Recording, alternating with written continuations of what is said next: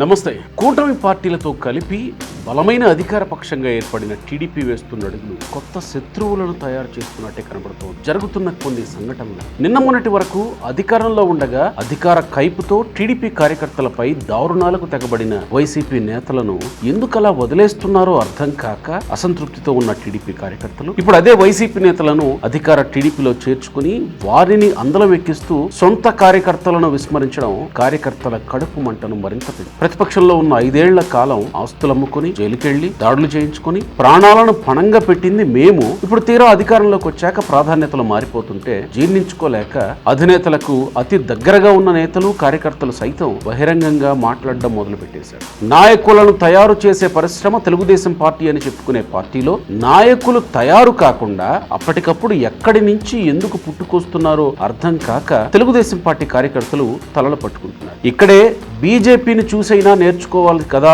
అంటున్నారు టీడీపీ కార్యకర్తలు. ఎందుకంటే 2024లో అధికారంలోకి వచ్చిన తర్వాతే చూసుకుంటే ఆంధ్రప్రదేశ్లో ఖాళీ అయిన రాజ్యసభ స్థానాలను టీడీపీ ఎవరితో భర్తీ చేసింది? విజయసాయిరెడ్డి రాజీనామాతో వచ్చిన రాజ్యసభ స్థానాన్ని బీజేపీ ఎలాంటి లాయల్టీ కలిగిన నాయకులకు ఇచ్చింది? అలాగే రాష్ట్ర అధ్యక్ష పదవి ఇవ్వాల్సి వస్తే మళ్ళీ ఇక్కడ కూడా పార్టీకి ఎక్కువ ఎవరు లాయల్టీగా ఉన్నారో ఆ లాయల్టీని పరిగణలోకి తీసుకుంది అనే అంశాన్ని ప్రస్తావిస్తూ టీడీపీ శ్రేణులు తమ పార్టీ కూడా ఇలా లాయల్టీ కలిగిన నాయకులను కదా తయారు చేసుకోవాల్సింది అనుకుంటున్నారనేది పచ్చనిజం. ఇక కూటమి ప్రభుత్వం అధికారంలోకి వచ్చాక తీసుకున్న కీలక నిర్ణయం బనకచెర్ల ప్రాజెక్టు. దీని ద్వారా గోదావరి నీటితో రాయలసీమను సస్యశ్యామలం చేయాలని. అయితే ఈ ప్రాజెక్టు విషయంలో కొంతమంది మేధావుల నుంచి కొన్ని అభ్యంతరాలు వ్యక్తమయ్యాయి. వారిలో ఎక్కువగా జగన్ లాంటి పాలకులు ఈ రాష్ట్రంలో ఉండకూడదు, వారి చేతుల్లో రాష్ట్రం ఉండకూడదని ఆకాంక్షించిన వారే.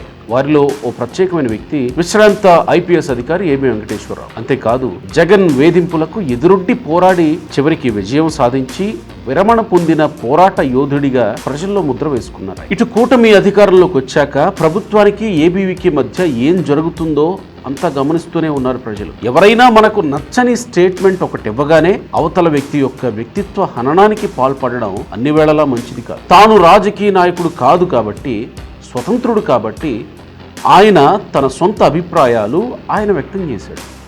వీలైతే వాటిలో మంచి ఉంటే స్వీకరించండి లేదా విస్మరించండి, కానీ కొత్తగా శత్రువుల్ని ఏర్పాటు చేసుకోవడం మంచిది కాదు అని హితవు పలుకుతున్నారు కొందరు. తెగే వరకు లాగడం అసలు మంచిది కాదేమో కదా.